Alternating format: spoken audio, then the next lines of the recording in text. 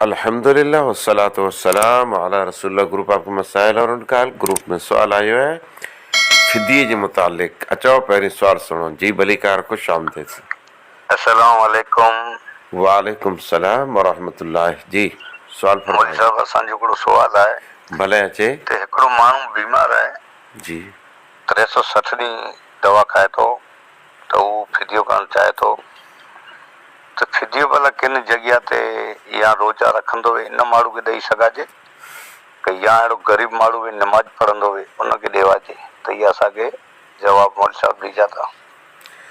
जी सवाल आयो है फिदिये जे मुतालिक। बीमारियूं ॿ क़िस्म जूं आहिनि। हिकिड़ी उहा बीमारी आहे जेको क़ाइमी बीमारी आहे, जंहिंमें डॉक्टर चवनि था त इहा बीमारी लगातार रहंदी, अने मरीज़ खे दवाऊं क़ाइमी गिणणियूं पवनि थियूं। ॿई वक़्ती बीमारी टेम्परेली, जंहिंमें हिनखे ॿरो आयो, सूरु थियो, तकलीफ़ थी, एपिनस जो अचानक ऑपरेशन थियो वग़ैरह वग़ैरह, त वक़्ती बीमारी वारो न। बाक़ी क़ाइमी बीमारीअ वारो इंसानु ई रोज़े जे बदिले फिदियो ॾींदो। ऐं उहो शख़्स जेको उमिरि जो वॾो आहे, जंहिं वटि रोज़ा नथा जलाइजनि, उहो पाण फिदियो ॾींदो। ई फिदियो रोज़े जे बदिले जेको रोज़ो न रखी सघे, उन मथां रमज़ान जे रोज़े जी फ़र्ज़ियत लही वञे थी। ऐं नियत जे इन जी आहे जो मूं वटि सिहत ऐं तंदुरुस्ती हुई त मूं रोज़ा रखिया, इन जी नियत प्रमाणे इन लाइ अजर रहियो। ई केतिरो ॾिवाजे? शरीयत में हुकुम आहे, सूर बकर जे अंदरि अलाह ताला फरमाए हिकिड़े मिसकीन जी खुराक। बहितर इहा आहे जे मिसकीन हुए 30 मिसकीन खे भेरा जेकॾहिं कंहिं हिकिड़े जे ॾींहुं खाराए छॾिया त इहे इन लाइ काफ़ी आहे।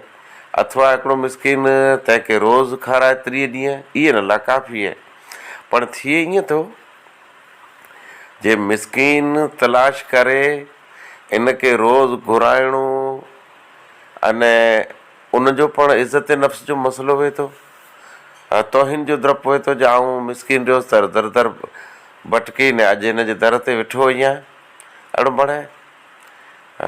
इन जो पाण अदब एतिराम जो ख़्यालु रखियो खपे।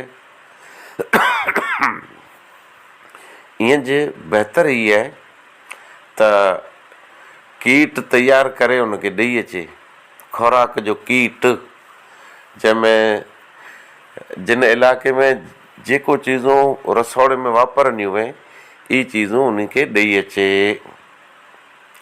पाण केतिरियूं ॾेई अचे, कुरो ॾेई अचे, ई मसइलो आहे। मुंहिंजे ख़्याल सां महांगाई ॾींहुं राति वधंदी वञे पई, वधारे खपे, 3000 खपे, पण इन जे बावजूदि आऊं 2000 जो फ़तवो ॾियां थो 2026 रमज़ान जे बारे में। अने हमेशह ई न हूंदो, जेकॾहिं सस्ताइण थई त घटंदासूं, पण सस्ताइण जी कोई उमेदु न आहे। महांगवारी वधंदी वञे पई।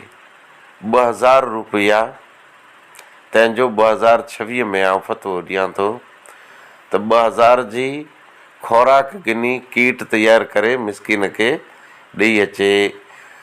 अच्छा, हाजे कीट हू पिंड नथो ॾेई सघे त कंहिंखे पिंड जो नाइब बनाए, अने नाइब बनाए हुनखे 2000 रुपया ॾे, ई मिसकीन ते पुॼाए छॾे। मिसकीन कीअं आहे? मिसकीन उहो मुस्लिम जेको ज़कात गिने जो हक़दार आहे, जंहिंखे शरीयत में ज़कात ॾिवाजे थी, ई मिसकीन आहे। उहो मिसकीन जेको इन जी खुराक जे ज़रिए रोज़ा रखंदो, उहो रोज़ा पिंड जा रखंदो। केरु ईअं न सम्झे जे मूं हिनखे कीट ॾिनो आहे न उहो रोज़ा रखे पियो, उहो मुंहिंजा रोज़ा रखे पियो। हिकिड़ी आखा आहे तंहिंमें जे पे मिसकीन आहे त हिन जी सॼी फैमिली मिसकीन आहे। फैमिली मिसकीन आहे मतिलबु इहे जे 7-8 ॼणा रोज़ा रखंदड़ आहिनि, एॾा वधारे ॾिनो खपे। उहे रोज़ा रखें था, पिंड जा रोज़ा रखें था, उहे पंहिंजा रोज़ा नथा रखें, पर पाण था रोज़े जी फर्ज़ियत लथी अने पाणखे सवाबु मिलियो। 2000 रुपया तंहिंजो फतो आहे। मिसकिन तलाश कयो, उन ते पुॼायो। इन जो वक़्तु बहितर ई आहे त शुरू में ॾेई छॾियो। मूंखे अक्सर फतवा पुछनि था 6 ॾह में या ईद थी वञे त न, पहिरीं ॾेई छॾियो, अने तयारी कयो। जे कंहिंखे मिसकिन जी तलाश हुए अने मिसकिन नथो मिले त 99 अरिड़हं 68 मुंहिंजा नंबर आहे, इन ते आई राब्तो करे गिनो। मिसकिन हिकिड़ी फैमिली में ॾियूं था, घर सॼो ग़रीब आहे, बेदीन आहे, निमाज़ रोज़ो नथो करे, पण जेकॾहिं हुनजे घर में ॿिया पण निमाज़ी ऐं रोज़ा रखनि था त उन खे लाभ ॾियणो खपे। अने इस्लाम हिकिड़ो आलमगीर दीन आहे। इन इंसाननि जूं ज़रूरतूं पूरियूं करे लाइ तमामु सुठो सुहिणो निज़ाम क़ाइमु कयईं। इन निज़ाम जे तहत तलाश कयो मिसकिन, इस्लामी मिसकिन खपे, दीनदार मिसकिन खपे।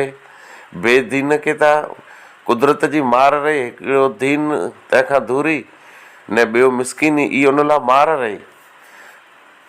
त 2026 में 2000 रुपया ई ऐं कंहिं पण मिसकिन खे ॾेई सघो था। खुराक कीट तयारु करे उन सुधी पुॼाए सघो था। वधारे मोट मिसकिन जो लिस्ट आहे जेको ज़कात लाइ कई, मतिलबु ज़कात गिने जे लाइ कई, उन जो मोट लिस्ट आहे। कंहिं खपंदो त ॻोठ वाइज़ आऊं उन खे हलाए सघां थो। आख़िर दवार अल्हम्दुलिल्लाह रब्बिल आलमीन।